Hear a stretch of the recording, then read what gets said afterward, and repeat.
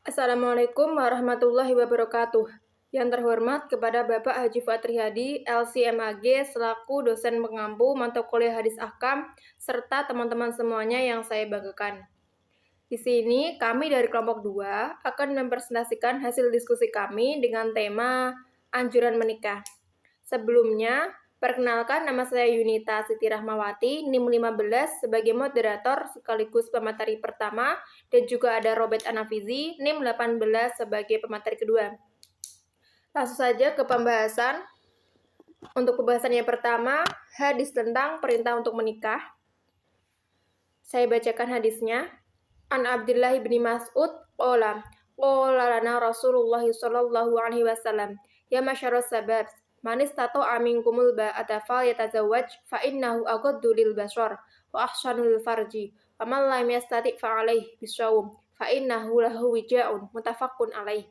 Yang artinya dari Abdullah bin Mas'ud, dia berkata, bersabda Rasulullah sallallahu alaihi wasallam kepada kami, wahai pemuda, barang siapa di antara kalian yang telah mampu menikah, maka menikahlah, karena menikah itu lebih menahan pandangan mata dan lebih menjaga kemaluan. Dan barang siapa tidak mampu, maka hendaklah dia berpuasa, karena puasa itu merupakan penawar syahwat baginya. Tahrij hadis. Hadis ini diriwayatkan oleh Bukhari 5066 dan Muslim. Adapun makna hadisnya yang pertama, ma'syarah, yang mempunyai makna yaitu kelompok yang mencakup suatu sifat, seperti sekelompok para pemuda, sekelompok orang tua, sekelompok wanita, dan sebagainya. Yang kedua ada asyabab, jamak dari syabun, yaitu orang yang sudah memasuki usia balik sampai usia 40. Yang ketiga ada al-ba'ah, yaitu jima. Imam An-Nawawi berkata, terdapat dua perbedaan pendapat para ulama tentang makna al-ba'ah. Yang pertama, pendapat yang paling benar dari keduanya adalah bahwa al-ba'ah secara bahasa adalah al-jima, kemampuan untuk bersetubuh. Sedangkan pendapat kedua bahwa maknanya ialah biaya pernikahan. Lalu yang keempat ada ahsanu, dari kata kerja hasona yaitu melindungi. Yang terakhir wijaun, asalnya yaitu meremukkan biji pelir. Ada yang mengatakan meremukkan pangkalnya dan biji pelirnya tetap ada seperti sedia kala agar hilang syahwatnya untuk berjimak. Maksudnya di sini yakni bahwa puasa dapat mengurangi syahwat dan menjaga diri dari keburukan syahwat. Selanjutnya ada syarah hadis. Definisi nikah secara bahasa itu nikaha yankihu nikahan, yang artinya bersetubuh atau berhubungan badan. Sedangkan secara istilah, nikah adalah akad yang menimbulkan kebolehan bergaul antara laki-laki dan perempuan dalam tuntutan naluri kemanusiaan dalam kehidupan, dan menjadikan untuk kedua pihak secara timbal balik hak-hak dan kewajiban-kewajibannya. Yang berikutnya ada dasar hukum, yaitu dasar hukum yang menguatkan tentang hadis tadi, hadis perintah tentang nikah, terdapat pada An-Nur ayat 30. Bismillahirrahmanirrahim. Qul lil mu'minina yaghuddu min absarihim wa yahfazu furujahum. Dzalika azka lahum. Innallaha khairum bima yasnaun. Yang artinya, katakanlah kepada laki-laki yang beriman agar mereka menjaga pandangannya dan memelihara kemaluannya. Yang demikian itu lebih suci bagi mereka. Sungguh Allah Maha mengetahui apa yang mereka perbuat.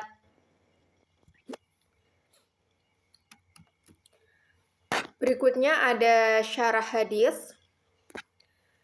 Hadis ini menganjurkan kepada setiap orang supaya menikah, karena dalam pernikahan itu ada beberapa hal yang dapat memelihara dirinya dari perbuatan zina. Yang pertama, dan pernikahan itu seseorang dapat menjaga pandangannya dari hal-hal yang terlarang. Dan kedua, dengan pernikahan itu ia dapat menyalurkan tuntutan biologisnya secara halal yang belum mampu membiayai biaya berkeluarga, maka Rasulullah Shallallahu Alaihi Wasallam menganjurkan jalan keluar dengan puasa, yaitu puasa sunnah yang telah diatur syariat Islam. Puasa yang dilakukan dengan sesungguhnya dan dengan niat ikhlas mencari ridho Allah akan dapat mencegah dorongan nafsu yang syahwat yang tidak baik, yakni nafsu untuk melakukan hubungan biologis di luar pernikahan yang disahkan oleh Islam. Di samping itu, dengan pernikahan, seorang laki-laki dan seorang perempuan dapat mengikat hubungan percintaan secara baik, penuh berkah dan rasa ketentraman. Ada manfaat: yang pertama, menjaga kesucian; yang kedua, melengkapi ibadah; yang ketiga, memiliki keturunan; yang keempat, menjauhkan dari zina. Kesimpulan dari keseluruhan tadi yaitu nikah merupakan perintah bagi yang telah mampu untuk menikah, dan bagi yang belum mampu, hendaknya ia berpuasa untuk mengendalikan nafsunya. Berikutnya, masuki hadis yang kedua tentang larangan membujang. Saya bacakan. Ansa bin Abi Waqqasillahi anhu qala radda Rasulullah sallallahu alaihi wasallam ala Utsman bin Mag'udin tabattula walau azna lahu lahtasyaina, muttafaqun ilaih. Yang artinya, dari Sa'ad bin Abi Waqqas radhiyallahu an, dia berkata, Rasulullah Shallallahu alaihi wasallam menolak Utsman bin Maz'un untuk hidup membujang atau yang bisa disebut dengan tabatul. Sekiranya beliau mengizinkannya, tentulah kami telah mengibiri diri kami. Hadis riwayat Bukhari, Muslim. Selanjutnya ada tahrij hadis. Hadis ini diriwayatkan oleh Bukhari Muslim, kitab nikah, hadis nomor 299 dalam kitab Umdah al-Ahkam. Yang kedua ada makna hadis, at-tabatul, tabatul atau membujang. Imam An-Nawawi berkata, tabatul di sini ialah menjauhkan diri dari wanita dan tidak menikah karena ingin terus beribadah kepada Allah. Selanjutnya ada syarah hadis. Definisi tabatul secara bahasa yaitu memutus, sedangkan secara istilah meninggalkan nikah dalam rangka zuhud atau ibadah. Dalam Mu'jam Mustalahat Fikiyah disebutkan at-tabattul wa tarkuz zauji zuhdan fih. At-tabattul artinya meninggalkan nikah dalam rangka hidup zuhud. Jadi dapat disimpulkan tabatul yakni tidak mau menikah wanita karena hanya ingin mengkhususkan diri dalam beribadah. Selanjutnya ada dasar hukum. Dasar hukum yang menguatkan larangan membujang terdapat pada surat An-Nur ayat 32. Bismillahirrahmanirrahim. Wankihul ayama minkum wassholihina min ibadikum wa imaikum iyakunu fuqara ayughnihimullahu min fadlih wallahu wasi'un alim. Yang artinya, dan nikahkanlah orang-orang yang masih membujang di antara kamu dan juga orang-orang yang layak dari hamba-hamba sahayamu yang laki-laki dan perempuan. Jika mereka miskin, Allah akan memberi kemampuan kepada mereka dengan karunia-Nya, dan Allah Maha Luas pemberiannya, Maha mengetahui. Untuk penjelasan lebih lanjut akan disampaikan kepada pemateri kedua, kepada Saudara Robert Anafizi. Saya persilahkan. Baik, terima kasih oleh moderator. Saya akan melanjutkan presentasi, yaitu yang selanjutnya syarah hadis. Sa'ad bin Abi Waqqas radhiyallahu an meriwayatkan bahwa Utsman bin Maz'un sangat bersemangat beribadah, maka dia ingin konsentrasi penuh untuk dan meninggalkan kenikmatan dunia. Lantas beliau meminta izin kepada Rasulullah SAW untuk memutus berhubungan dengan wanita dan fokus beribadah kepada Allah.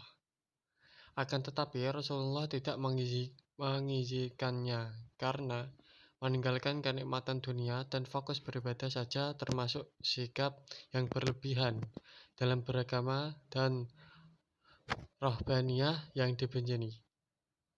Cara beragama yang benar adalah beribadah kepada Allah dengan tetap memberikan hak dirinya mencicipi kenikmatan dunia. Oleh karena itu, seandainya Nabi SAW mengizinkan itu untuk Utsman, maka sungguh dia akan diikuti oleh banyak orang yang semangat dalam beribadah. Kesimpulannya adalah hukum tabatul adalah dilarang atau haram hukumnya dikarenakan tabatul itu menurut syar'i merupakan perbuatan zalim dan tidak mau mengikuti apa yang telah Rasulullah SAW lakukan, itu pernikahan. Hadis yang ketiga,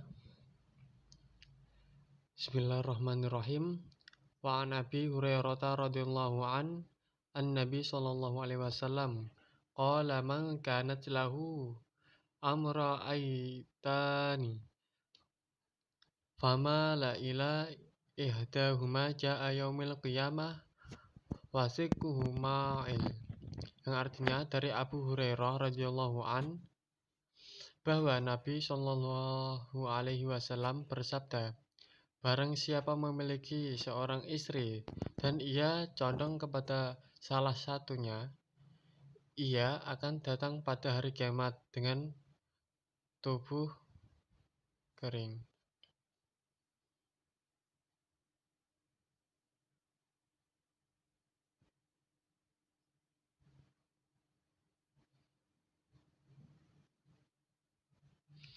Yang pertama, takhrij hadis.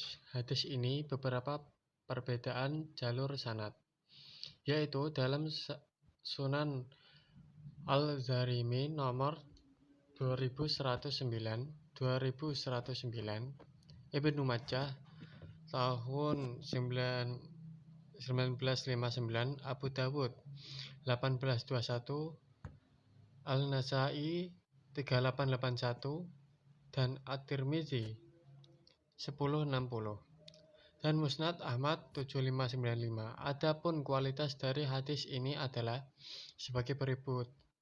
Yang marfu muttasil, yaitu ketersambungan sanadnya sampai pada Rasulullah.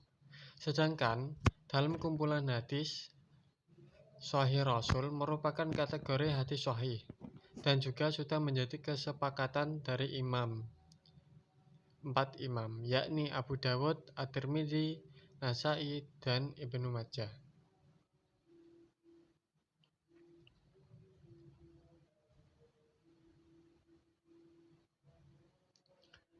Yang kedua, makna hadisnya.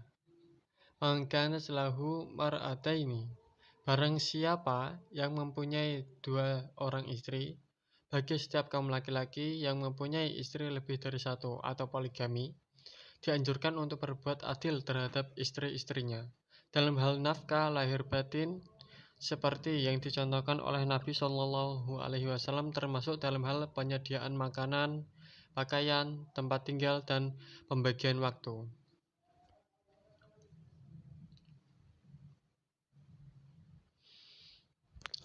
Ja'a yaumil qiyamah wasikuhu ma'il, maka dia akan datang pada hari kiamat dalam keadaan bagian samping tubuhnya miring. Yang ketiga, syarah hadis. Definisi poligami menurut bahasa adalah berasal dari bahasa Yunani, yakni poli atau polus yang berarti banyak, dan gamos yang berarti perkawinan. Jadi poligami berarti perkawinan yang banyak. Sedangkan menurut istilah, sistem perkawinan yang salah satu pihak memiliki atau mengawini beberapa lain jenisnya. Dalam Islam, poligami didefinisikan sebagai perkawinan seorang suami dengan istri lebih dari seseorang dengan batasan maksimal 4 orang istri dalam waktu yang bersamaan. Batasan tersebut didasarkan pada surah An-Nisa ayat 3.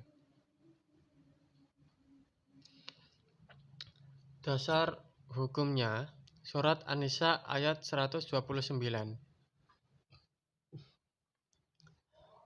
Bismillahirrahmanirrahim.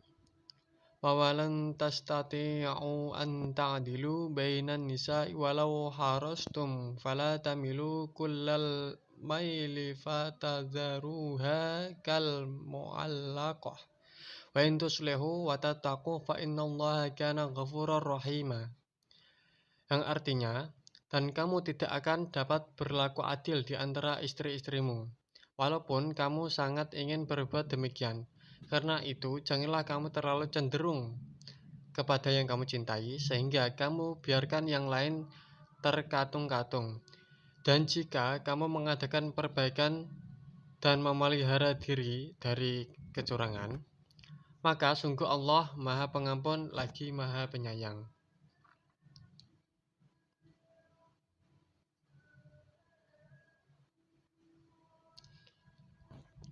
Selanjutnya syarat hadis. Barang siapa yang mempunyai 2 istri lalu memberatkan kepada salah satunya, maka ia akan datang pada hari kiamat dengan bahunya yang miring. Kandungan hadis tersebut menjelaskan bahwa jika suami khawatir berbuat zalim dan tidak mampu memenuhi hak mereka, maka suami haram melakukan poligami. Jika ia hanya mampu memenuhi hak-hak istrinya yang seorang, maka ia haram menikahi istri yang kedua, begitupun seterusnya.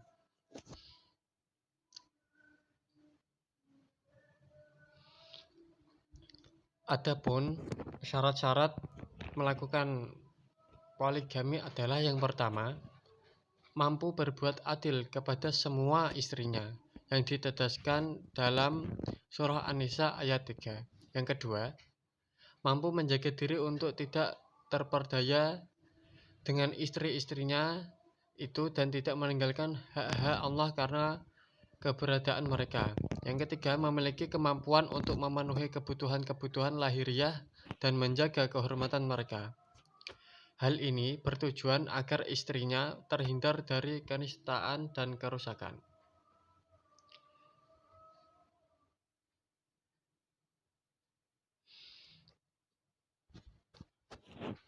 Dari uraian tadi, kesimpulannya adalah berbuat adil terhadap istri sangatlah penting, di mana untuk menciptakan suatu rumah tangga yang tentram, damai, dan penuh dengan keharmonisan dengan keberkahan. Para ulama sepakat dan pendapat mereka yang dikuatkan oleh hadis-hadis serta perbuatan Rasulullah SAW bahwa yang dimaksud adil dalam poligami adalah adil dalam materi seperti pemberian nafkah, tempat tinggal, pakaian, waktu, pengobatan, dan segala hal yang berhubungan dengan pergaulan suami istri yang mungkin bisa diterapkan keadilannya. Terima kasih. Presentasi dari saya kembalikan ke moderator. Baik, terima kasih kepada Saudara Robert sebagai pemateri 2 yang telah memaparkan bagian presentasinya. Demikian presentasi dari kelompok 2. Apabila ada salah kata, mohon dimaafkan. Wassalamualaikum warahmatullahi wabarakatuh.